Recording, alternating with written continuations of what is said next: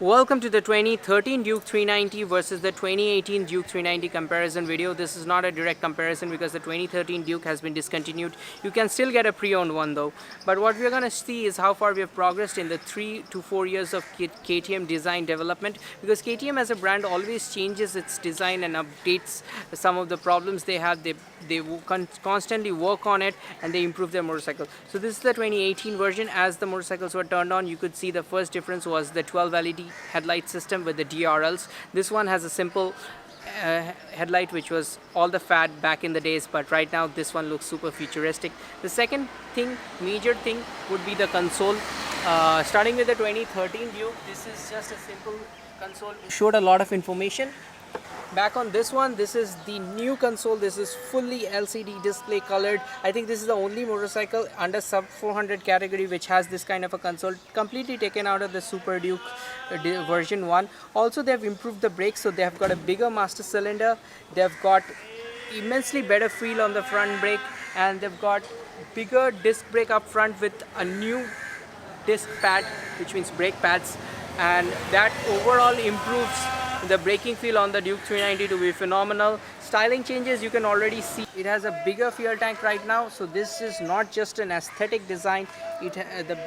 Because of the bigger fuel tank, the range has increased considerably, and this makes it a better touring bike. Also on the console, you can connect the console to your smartphone, which means while you're touring you can answer calls, and that really helps you out. You cannot see your GPS navigation onto that console. That would have been really nice, but you can listen to music and change your tracks and all that stuff. You also have Supermoto ABS, which means you can turn off the ABS for the rear wheel, make it slide around for track, but you can actually have the safety of the front wheel while you're sliding around on the rear wheel. So that Supermoto ABS for you wasn't there. ABS can be turned off on that bike. It can also be turned off on this bike, but the Supermoto is a new addition. There's been a slight change to the frame here. That's a slight improvement. They've designed it differently to fit the new scheme and styling of the bike. There's been a slight change in the wheelbase as well, making it slightly shorter, more agile.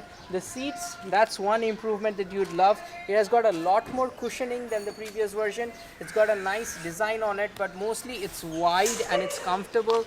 Pillion seat comfort has also increased, which was one of the biggest gripes with the Duke, but it's still not very comfortable, don't get me wrong, but it's better than the previous version. The rider seat is right now very comfortable, so single touring is going to be really good on the new Duke 390. I really see this bike as a very big alternative to the Dominar 400 ABS version, as a better tourer, because I like touring on this kind of bikes. Better braking, nice handling and all that. Overall much lighter motorcycle, more power to enjoy and the torque on the highway, but at the same time you're getting KTM's technologies like this console and the beautiful LED headlight. By the way, Dominar also has the LED headlight, but today's focus is more on the old Duke and the new Duke. So we have this new exhaust, which is the BS4 Euro 4 kind of compliant exhaust system, which is there. In the previous bike, you had only an underbelly exhaust, which is kind of invisible, it's tucked in. I like the underbelly exhaust. KTM also like the underbelly exhaust, but due to the new pollution norms, they have to comply and have to have this bigger exhaust system, and it kind of changes the exhaust sound a little bit. So that's also there. We would also like to show you the exhaust sound. Let's see the comparison right now. Exhaust sound here.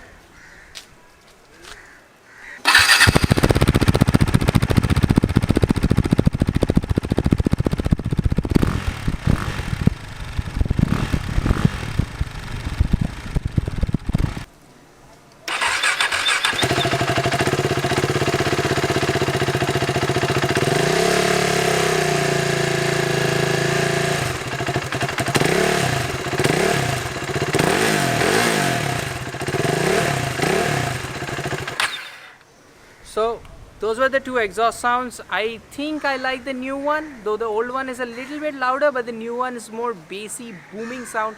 This one's kind of like splitting out into separate sounds. So I like the new one, but do let me know in the comment section below which exhaust sound you like. And I think when you're talking about ride dynamics, the new one, it feels more agile. There's ride by wire as well, so the power delivery is different. Also, one more thing is the throttle. This is from 2015, this is different, but 2013 had a 90-degree throttle twist that you can see. If you see on this bike,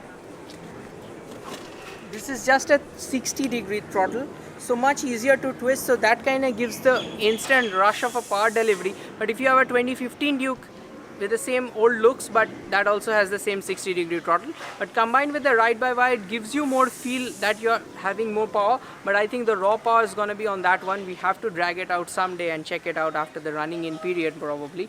But the grips are different, the grips are more comfortable, so for those who ride without gloves, I don't recommend it.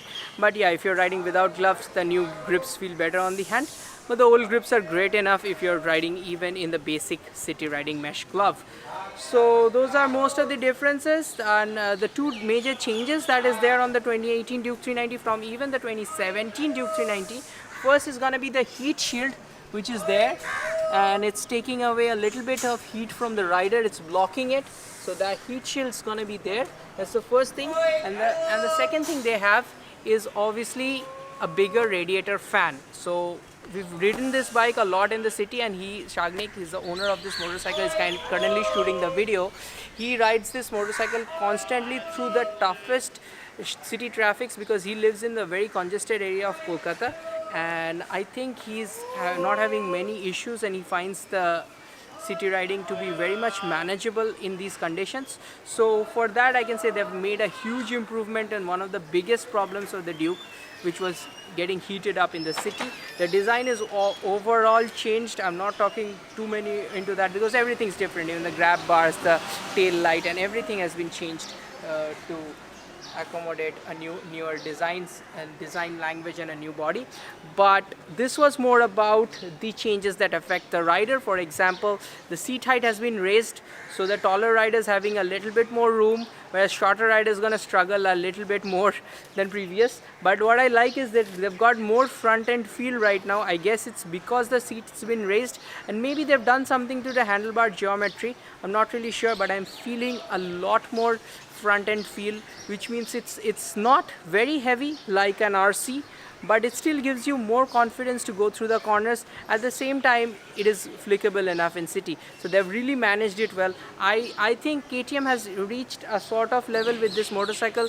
I don't know how far they will be able to improve it, because this is already by far my favorite motorcycle under 3 lakhs, and they've really reached somewhere high. The refinement is better than the previous bike, the brakes feel better.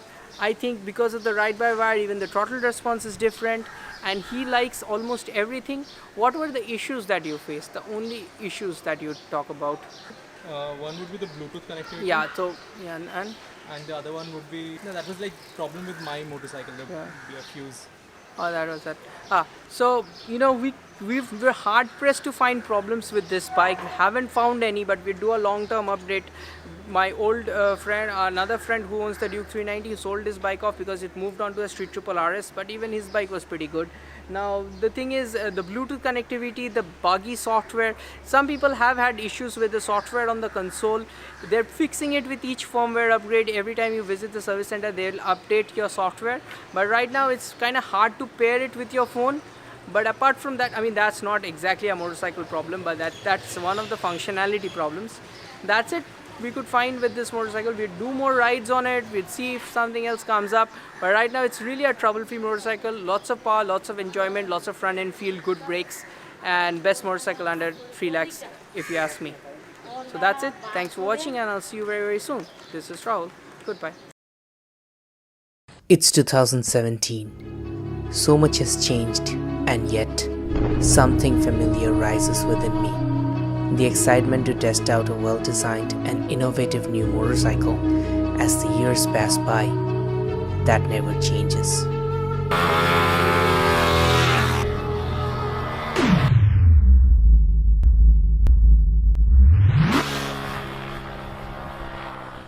Hey, this is Rahul, and how's it going, everyone? Over the last weekend, I covered over 300 kilometers on the 2017 KTM Duke 390. We rode it in the city, highway, and also did some cornering tests, pushing the bike as much as I could on the open roads. When it comes to the KTM Duke 390, I speak with experience. In my garage lies a 2013 KTM Duke 390, and we have been through a lot together. When KTM came up with the all-new design for the Duke 390, which was showcased in EICMA last year, I was pleasantly surprised.